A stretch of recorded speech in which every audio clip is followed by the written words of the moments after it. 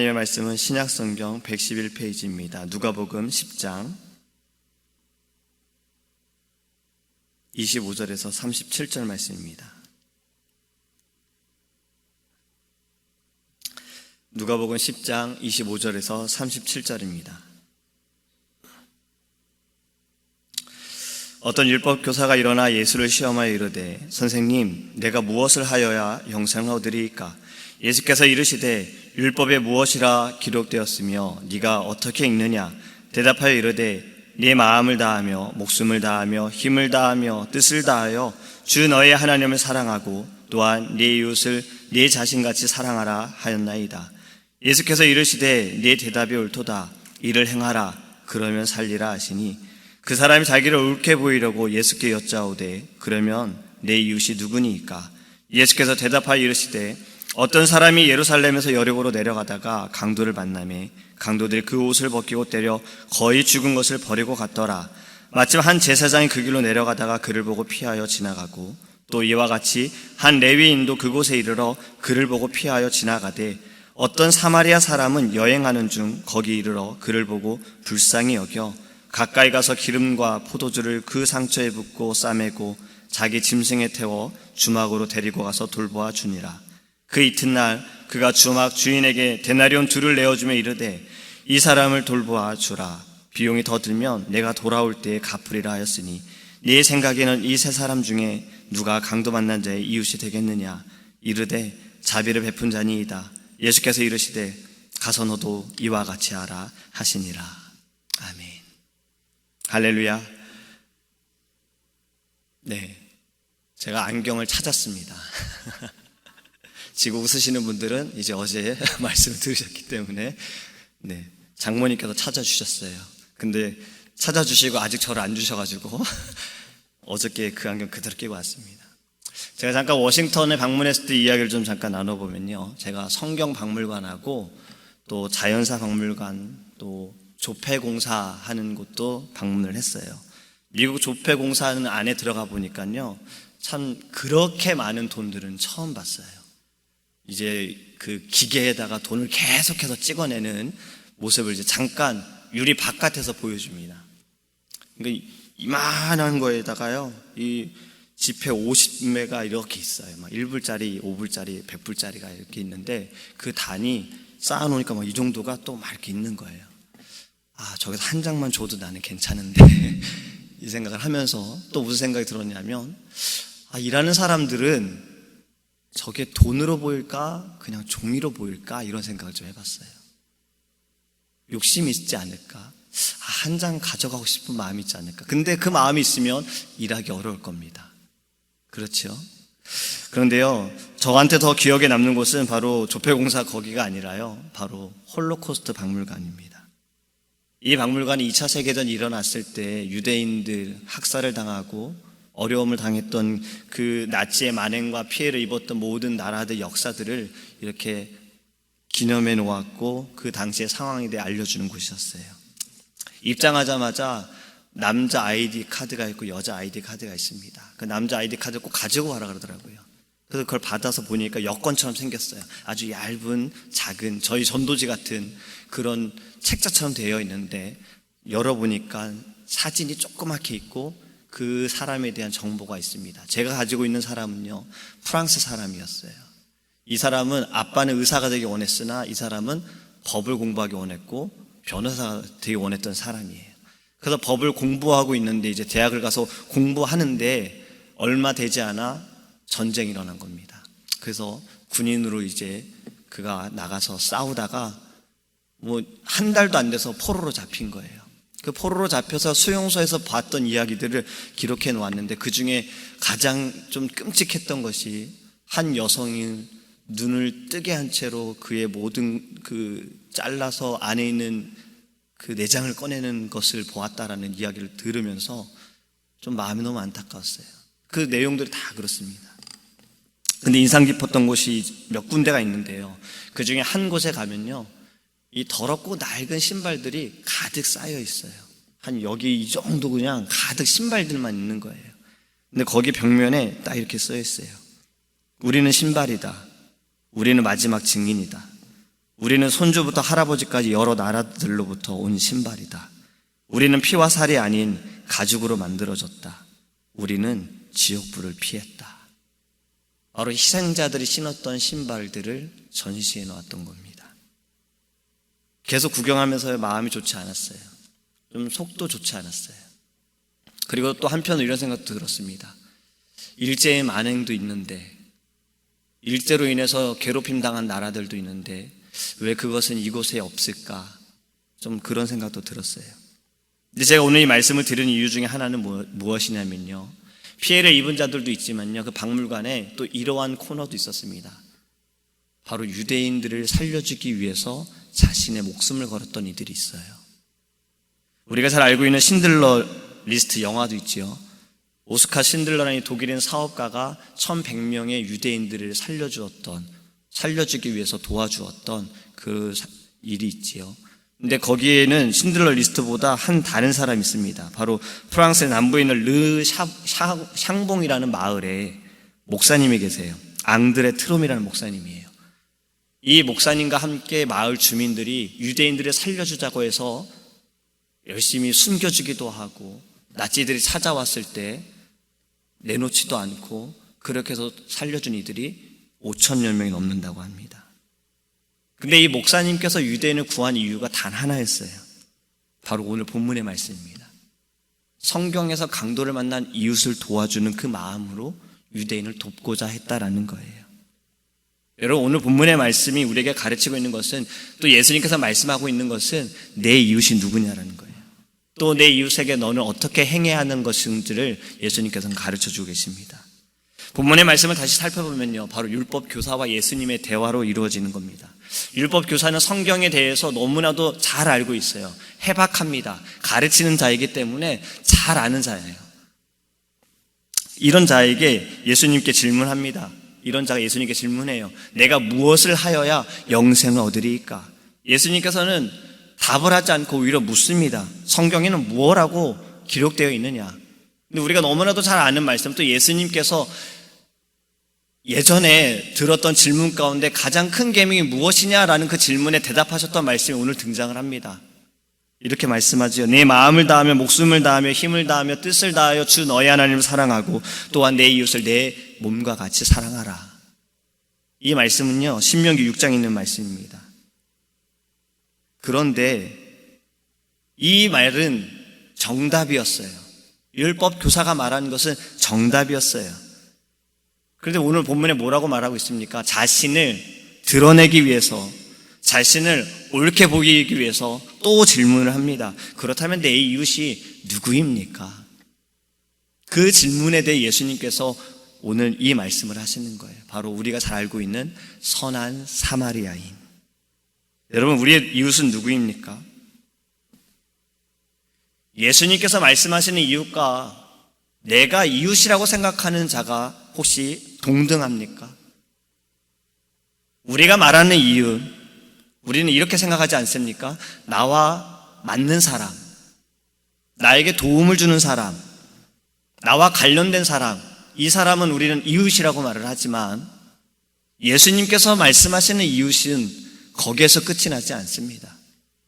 여러분, 유대와 사마리아의 관계를 보면요, 유대인들은요, 사마리아인은 마치 뭉둥병자를 대하듯이 그들을 대했어요. 그래서 유대인들은 갈릴리로 갈 때에도요, 가까운 사마리아를 두고 그 길로 가지 않고 멀리 요단강을 돌아서 그들은 길을 선택하기도 했습니다. 이들의 관계가 이렇게 되어진 것은 바로 우리가 말씀을 보면, 성경을 보면요, 포로로 되어졌을 때 아수르의 포로 정책이 잡아온 포로들을 자신의 나라에 둔 것이 아니라, 바벨론은 그렇게 했죠. 자신의 나라에 잡아와서 자신들의 문화를 가르쳤던 것이 아니라 아수르인들은요, 잡아온 포로들을 다시 그 나라로 돌려보내고 자신의 민족과 혼합하게 만듭니다. 그래서 사마리아인들은요, 순수한 유대인이 아니다라고 해서 유대인들은 사마리아인을 아주 개보다도 못하게 취급을 하는 거예요.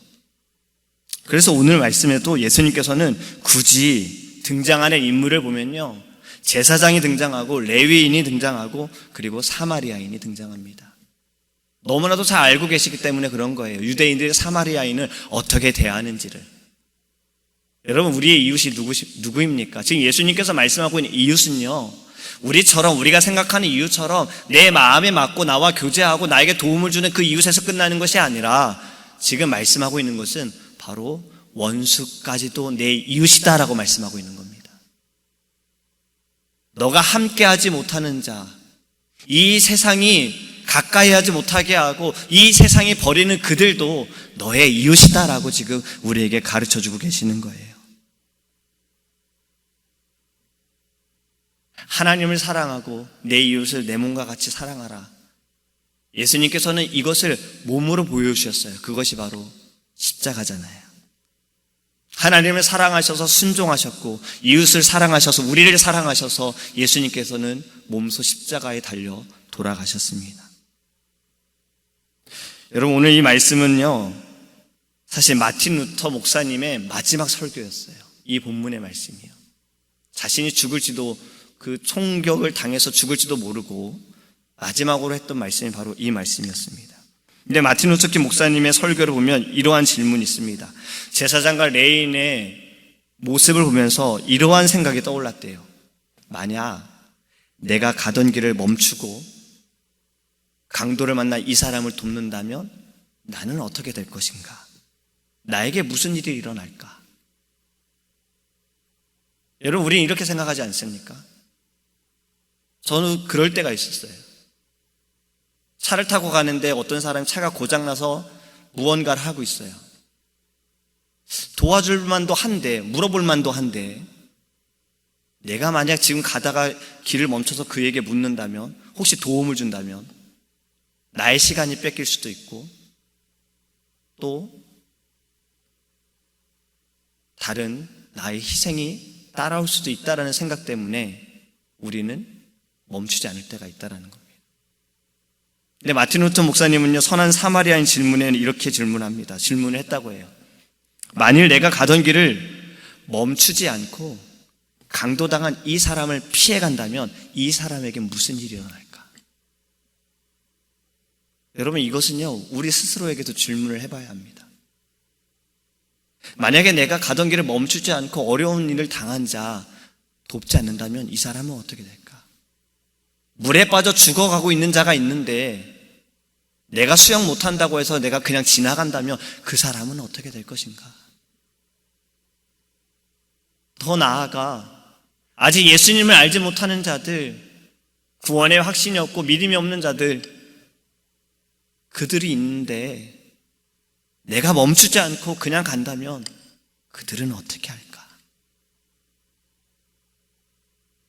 여러분, 우리 예수님께서 정해주신 이 이웃은요, 우리의 원수까지도 사랑하라. 주님께서는 그 원수를 위해서도 십자가에 죽으셨다라는 겁니다. 주님께서는 그들에게도 사랑을 베푸셨다라는 겁니다. 여러분, 우리가 이웃의 그 선이 좀 더 넓어지기 원합니다. 예수님처럼. 율법교사는 모든 것을 알고 있는 자였어요. 지식으로 다 알고 있었어요. 하지만 예수님께서는 이에게 뭐라 말씀하십니까? 가서 행하라고 말씀하신 겁니다. 여러분, 안다고, 머리로 안다고 그렇게 끝나버리면 강도 만난 자는 누가 도와줍니까? 왜 예수님께서는 제사장을 말씀하시고 레위인을 말씀하셨을까요? 이들은 존경받는 자들이에요. 성경을 잘 아는 자들이에요. 열심으로 하나님을 사랑하는 자들이에요. 그런데 왜 이웃을 향하여 나가지 않느냐라고 예수님께서는 지적하고 계시는 겁니다. 그것은 우리에게도 지금 말씀하고 있는 거예요. 물론 우리의 우선은 하나님을 위하고 하나님께 예배해야 합니다. 근데 두 번째로 말씀하신 내 이웃을 내 몸과 같이 사랑하라. 우리의 시간을 들여야 합니다. 어쩌면 우리의 물질도 써야 할 수 있어요. 우리가 희생을 할 수도 있어요. 주님께서 우리를 위해 희생하셨던 것처럼 우리도 우리를 희생해서라도 죽어가는 이들을 우리는 구해야 한다는 거예요. 여러분, 나아가 이렇게 생각해 보면 어떻습니까? 만약에 예수님께서 레위인과 제사장처럼 이런 잘못된 질문을 하면서 십자가를 포기했다면 우리는 어떻게 됐을까요? 물론 그런 일은 일어나지도 않았지만 만약에 그렇다면요. 성경의 인물들을 또 생각해 보세요. 만약에 모세가 순종하지 않았다면, 만약에 아브라함이 순종하지 않았다면, 물론 순종하는 자들을 하나님께서는 또 세우시겠지만 그들이 순종하지 않았다면, 여러분, 우리는요, 우리가 가지고 있는 하나님께서 주신 거룩한 책임이 있습니다. 거룩한 그것을 우리는 사명이다라고 말하는 거예요. 하나님께서 우리를 구원하셨고 우리를 택하여 주신 것엔 분명한 이유와 목적이 있습니다. 그것이 바로 지상 명령이잖아요. 너는 땅끝까지 복음을 들고 나아가라. 가르쳐 지키게 하라. 제자 삼아라. 오늘 말씀은 강도를 만난 사람이었지만 지금 이 땅에는요, 강도를 만난 이들보다 더 피 흘려가고 죽어가는 이들이 많습니다. 믿음을 지키기 위해 죽어가는 이들도 있습니다. 우리는 그들을 위해서도 도와야 하는 거예요. 저 먼 곳에서, 타지에서 목숨을 걸고 복음을 전하고 있는 주님의 종들을 위해, 선교사님들을 위해 우리는 기도하는 것이고, 또 이 땅에서도 믿음을 지키기 위해 싸우고 있는 이들을 위해 지켜가는 거예요. 저는 아침에 오늘 하나의 또 기도 제목을 받았습니다. 제가 살았던 한국의 부천에 어떤 마을이 생긴대요. 젠더들을 위한 마을. 이것이 지금 통과가 되어졌다라고 기도의 제목을 저한테 주셨어요. 여러분, 우리는 이 땅에 살아가면서도 정말 싸워야 할 일들이 많습니다. 그 싸워보면서 또 지쳐가는 이들도 있어요. 우리가 해야 할 것은요, 모두가 다 우리가 이웃으로 그들을 우리가 품고 그들을 위해 기도하는 것입니다. 하나님께 돌아올 수 있도록, 또 싸워가는 이들도 주님의 힘으로 살아갈 수 있도록. 저는 오늘 말씀을 준비하면서 이런 한번 질문을 가져봤어요. 그렇다면 나는 무엇을 할 수 있을까? 나는 하나님을 위해, 나의 이웃을 위해 내가 무엇을 할 수 있을까? 근데 그 답이 이번 주일 목사님 설교 말씀 가운데 있어요. 바로 밝게 사는 겁니다. 밝게 사는 거예요. 어제 저녁에도 제가 우리 성도님들과 같이 식사를 했는데 목사님 말씀을 같이 나눴어요.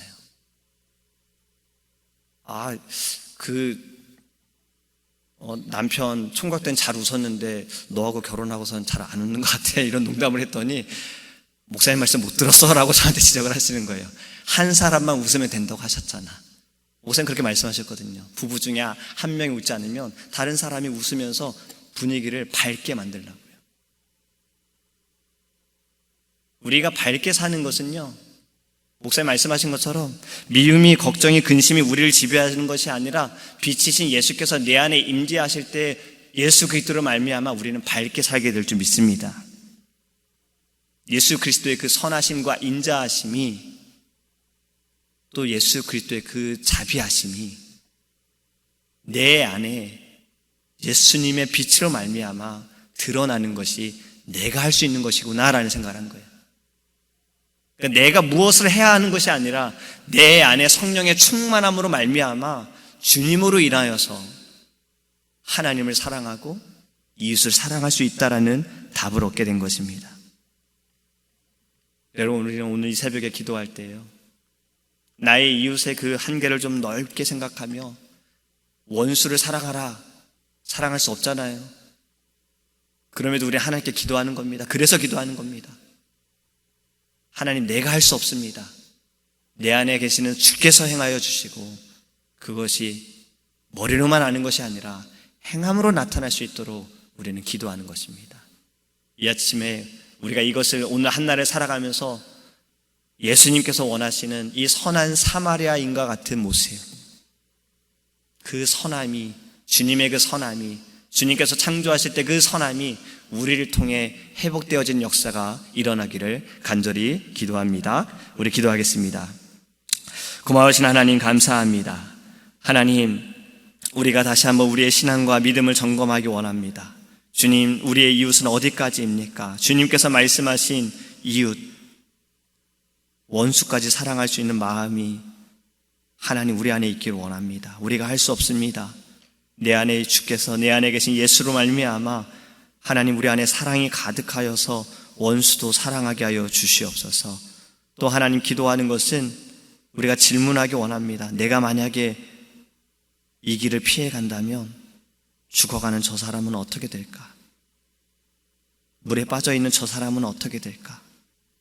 주님, 우리가 이 질문을 가지고 있을 때 주님의 마음으로 사랑하게 하시고, 주님의 마음으로 섬기게 하시고, 주님의 마음으로 하나님 그를 건지고 살릴 수 있도록 주님 우리에게 성령의 충만함으로 인도하여 주시옵소서. 주님, 우린 밝게 살아가기 원합니다. 이 밝게 살아감이 내가 밝게 살아야지, 그렇게 살아야지가 아니라 오직 내 안에 예수로 가득할 때에 하나님 우리의 모든 모습과 마음과 생각과 우리의 보는 것들도 다 밝게 되어질 줄 믿습니다. 미움으로 말미암아, 걱정으로 말미암아, 염려로 말미암아 하나님 그 어두움이 우리가 지배를 당하지 않게 하시고 오직 예수 그리스도의 빛으로 말미암아 늘 밝은 모습으로 살아가며 이 밝음이 많은 이들에게 증거될 수 있도록, 그것이 복음으로 드러날 수 있도록 하나님께서 은혜를 더하여 주시옵소서. 오늘 한날도 동행하여 주 믿사오며 살아계신 예수님의 이름으로 기도합니다. 아멘. 하늘에 계신 우리 아버지여, 이름의 거룩히 여김을 받으시오며 나라의 임하옵시며 뜻이 하늘에서 이룬 것 같이 땅에서도 이루어지이다. 오늘날 우리에게 일용할 양식을 주옵시고 우리가 우리에게 죄 지은 자를 사하여 준 것 같이 우리의 죄를 사하여 주옵시고 우리를 시험에 들게 하지 마옵시고 다만 악에서 구하옵소서. 대개 나라와 권세와 영광이 아버지께 영원히 있사옵나이다.